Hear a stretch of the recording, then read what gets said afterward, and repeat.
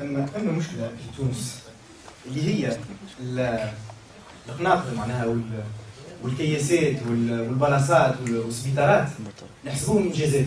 واش عليه معناها ثم شخص بفلوسه معناها بالفلوس اللي عنده في البنك نتاعو عمل لنا احنا معناها ما ساندناش ما عطيناش الفلوس نتاع الضرائب جاي نوزافون في سيرفيس قالنا عاي انتوما ما تستحقوش اما باش نعمل لكم سبيطار ولا انتوما معناها ما سالتوش واش نعمل لكم مكتب.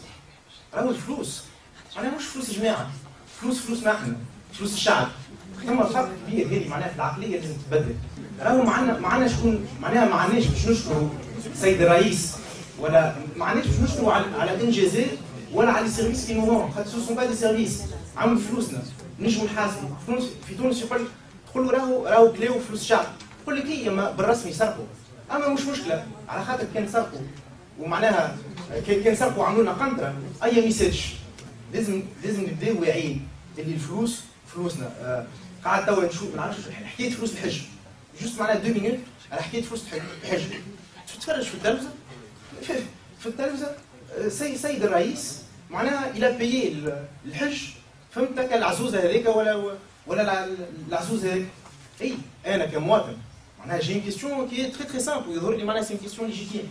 الفلوس اللي خلصوا الحج مش نتاع واحد مش نتاع اثنين وخلصوا ساعه على علاش وخلصوا لوبيراسيون تاع شو اسمه الكوميك نهي من المينات. اي نشكروه معناها على خاطر الى بيي سا. انا عندي كيستيون اما نشكروه اما نشكروهش على خاطر نعطوهم فلوس الشعب وجي با ريميرسي الفلوس اللي عطيتهم انا وجيمري بيان كون مي كونسولت قبل بور سافوار كان عيني في نعطي لوبيراسيون تاع لي نهدي ولا لا دوزيام كيستيون سي سي با فلوس الشعب وما عنديش نحاسب يقول لك مكتوبه هو. اي اما نحب نعرف مكتوبه هو الفلوس اللي في مكتوبه منين جاي. هذاك السؤال انا نحب نطرحه كمواطن. هو الشهريه نتاعو معناها فوالا سي تو.